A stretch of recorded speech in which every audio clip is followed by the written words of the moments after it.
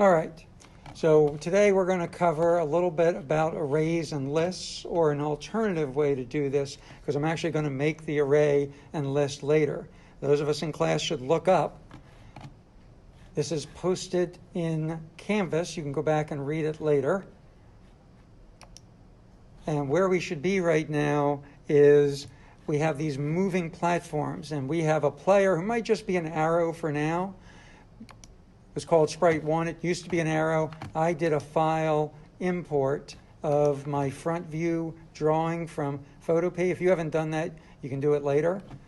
But this guy is supposed to get hit by these different platforms and do something, move up, move down, and that's what we're going to do today.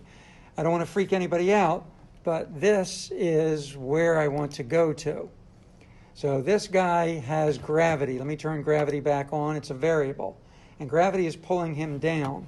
But he's testing to this platform 0, which is pushing him back up. If I hit the right arrow, this guy also moves. And that platform pushes him up. So each of these platforms does push him up. And we're going to do that in a little bit. This little trigger we're going to use later, hopefully in an array. This one we're going to use later in an array, and so forth. And if you hit these little triggers, which you're supposed to jump over, they'll get pulled down. One of the little triggers does exist right here. It's invisible. So what happens if I hit that trigger? Darn it. Oh, there we go. Game over. I need to increase that value a little bit. So he gets pulled down, he gets pushed up, and that's what we want to do. And that is done in Snap. And I tried to do this yesterday. I actually tried to do it the hard way with the list or the array, and it doesn't really work for me. So I went home and I redid that last night, which actually gives me this file here. So this is how we're going to build it, and this is where we want to be. So we want to be in Scratch, and we want to be on your player. If you don't have a player, it's the little arrow. Click on that for me and rename it player up here. If you don't already have a player with a picture and you don't have an arrow, click on this arrow right here, and it makes a new one down at the bottom. So you got to have a sprite or a player. I'm going to delete that one because I already have this one, and then you should rename it player. Then what we're going to do with that player is we're going to go to control and drag out when the green flag is checked. I've already done that. Again, this is my player, and I need to get a picture here at a certain point, but I'll go with the arrow for right now. And what I want to say is this guy goes to a certain spot. I want him in the bottom corner, actually just above platform 0, which for me is an island. Squeeze that over a little bit. So you want to drag out when the green flag is checked, drag out, go to X and Y, and you have to figure out the numbers. By the way, these are my numbers. You'll probably come up with different numbers. The next thing I'm going to do is I'm going to put a forever there, and I want this when it's touching platform 1, platform 2, platform 3, probably also platform 0, but I skipped that one for now. When it's touching each of those, it's going to do something. So in the forever, if I'll just do touching platform 1, I want to change Y. So this is what you want to do. I'll enlarge this on the screen in a bit. Now what happens right now is that guy should go to the spot. Platform 1 should come across, hit him. Let's see if that works. Bam, that worked. But I want the same thing to happen on platform 2. If I do that, it's not going to work because I think he's too low.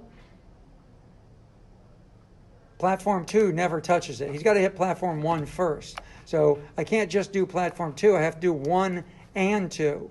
Better yet, 1 or 2. So in the operators, there's an or right here. And I'll put platform 1 in the first part, platform 2 in the second part. Move this one out of the way. When I run it, platform 1 comes across, hits the player, pushes it up. Platform 2 pushed it up. That's not enough. I need platform 3. And all the platforms you have should be in there, should be doing that.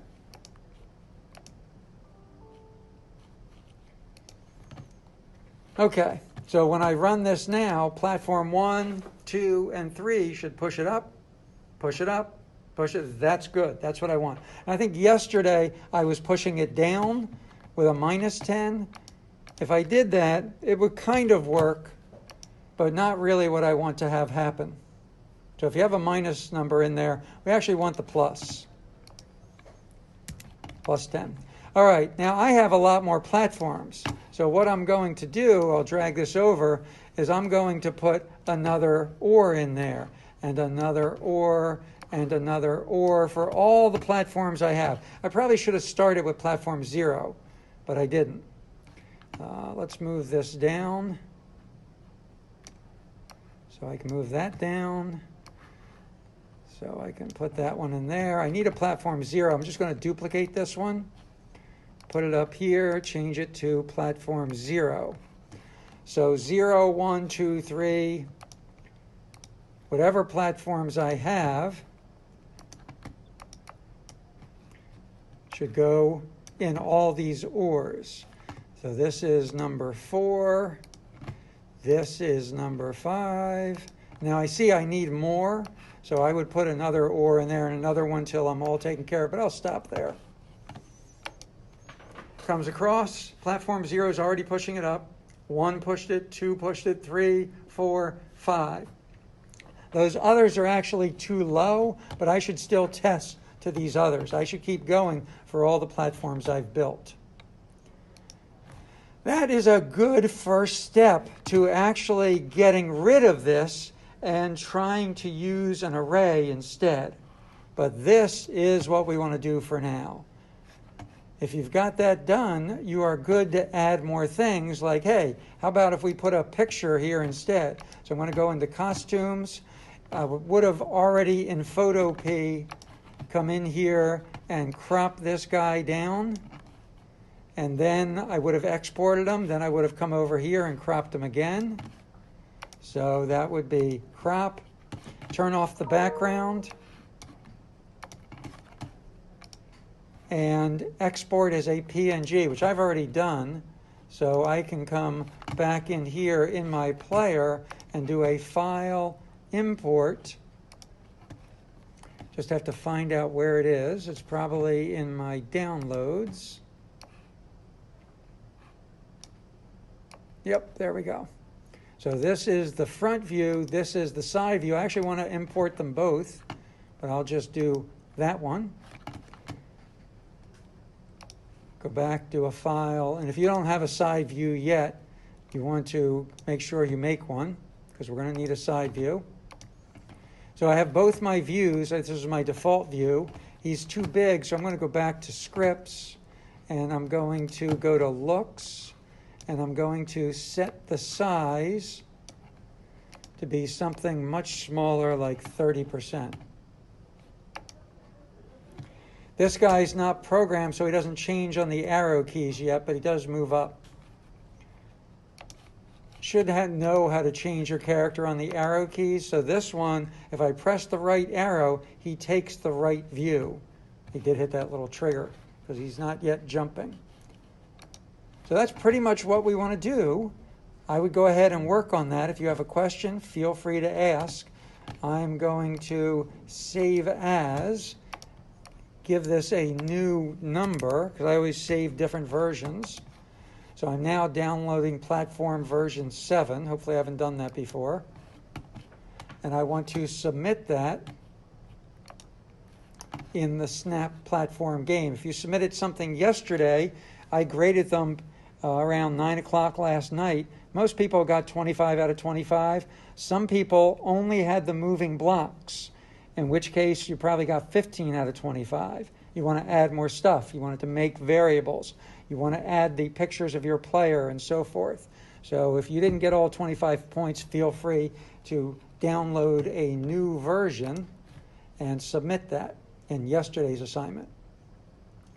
That is it for our Zoom. I'm going to stop this recording.